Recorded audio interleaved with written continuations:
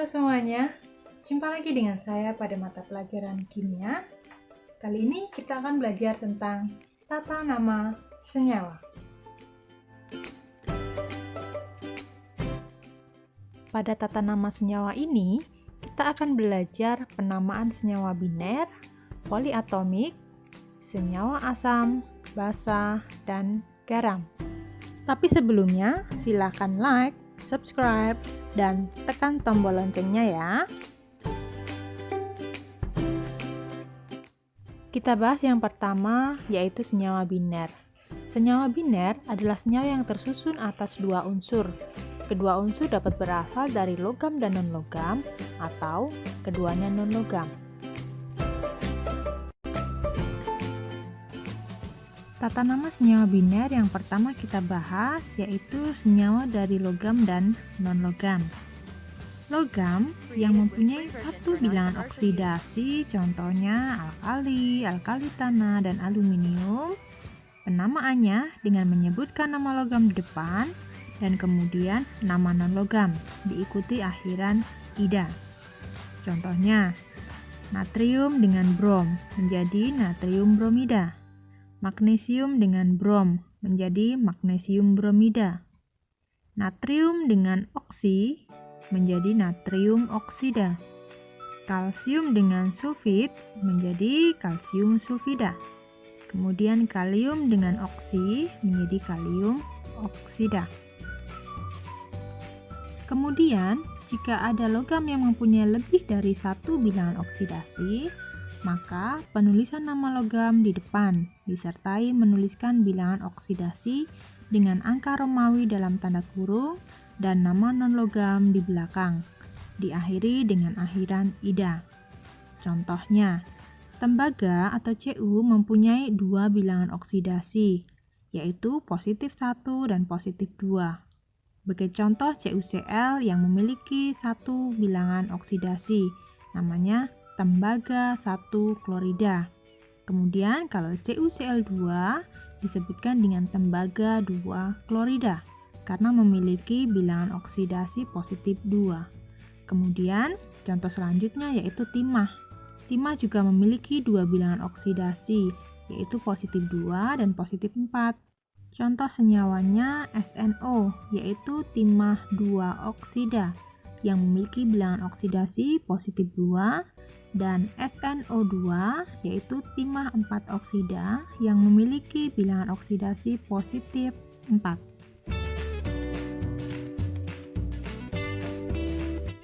Tata nama senyawa biner yang kedua yaitu senyawa dari non-logam dan non-logam.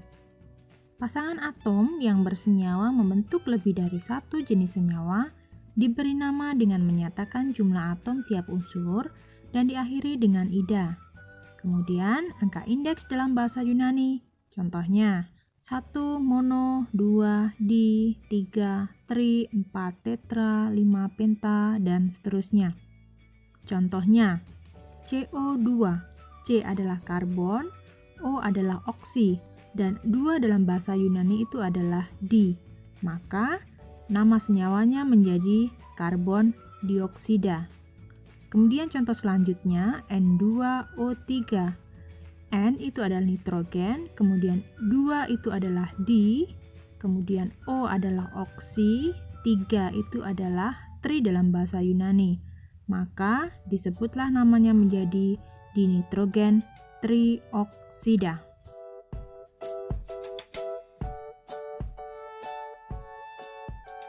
Nah, untuk mendalami materi ini, silahkan mengerjakan latihan soal 1. Soal pertama, menuliskan nama dari unsur, dan soal yang kedua, menuliskan rumus struktur dari senyawa berikut. Selamat mencoba!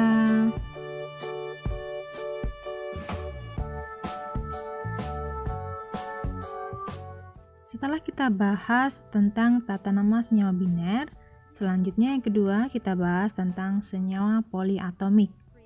Kita tahu bahwa senyawa poliatomik merupakan senyawa yang berasal dari ion-ion poliatomik. Ion poliatomik adalah ion yang terdiri dari dua atom atau lebih, atom-atom yang terikat bersama-sama dan membentuk ion. baik ion positif atau kation maupun ion negatif atau anion. Berikut ini ada tabel contoh anion dan kation poliatomik. Contoh ion poliatomik yaitu NH4+ dengan nama amonium, OH- dengan nama hidroksida, Cn- dengan nama cyanida, dan masih banyak yang lainnya.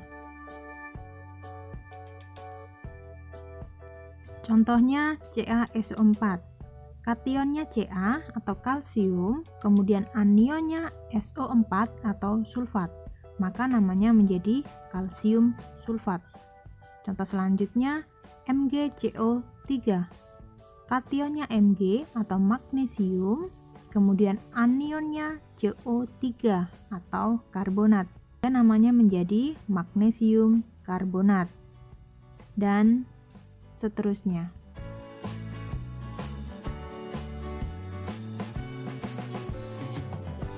Selanjutnya, tata nama yang ketiga yaitu senyawa asam, basa, dan garam. Senyawa asam merupakan gabungan hidrogen atau H dengan atom-atom non-logam lainnya. Kalau senyawa basa, senyawa menghasilkan ion OH- atau hidroksida ketika dilarutkan dalam air. Oke, cara penamaan senyawa asam dan basa sedikit mirip ya. Kalau untuk penamaan asam, menggunakan awalan asam lalu diikuti dengan nama pasangannya dan diakhiri dengan kata ida.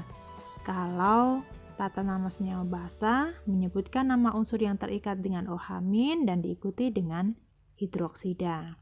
Contoh asam yaitu asam klorida, asam bromida, asam iodida, asam sulfida, dan masih banyak lagi.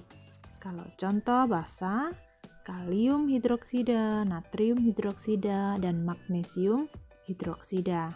Nah, untuk membedakan asam dan basa, kalian harus tahu bahwa senyawa asam pasti nama depannya diawali dengan asam. Kemudian kalau senyawa basa, pasti nama belakangnya ada hidroksida. Bisa dipahami ya? Kemudian kita lanjut ke senyawa garam. Senyawa garam merupakan senyawa yang terbentuk melalui reaksi asam dan basa. Artinya, ketika asam dan basa bereaksi akan membentuk suatu garam. Penamaannya ditulis nama logam diikuti sisa asam. Contohnya, reaksi antara asam klorida atau HCl dengan natrium hidroksida atau NaOH. Maka, reaksinya menjadi HCl ditambah NaOH menjadi NaCl ditambah H2O. Jadi, HCl itu asam klorida direaksikan dengan natrium hidroksida akan menghasilkan natrium klorida. Begitu juga reaksi antara asam bromida atau HBr dengan magnesium hidroksida akan membentuk suatu magnesium bromida. Bisa dipahami?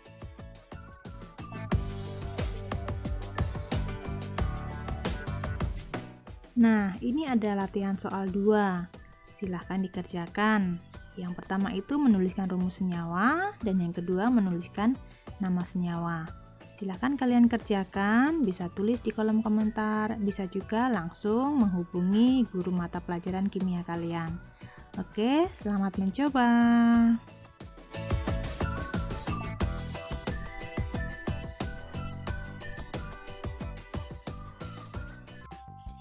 Demikian pembelajaran kita kali ini. Kita lanjutkan pada pembelajaran kita selanjutnya. Dah.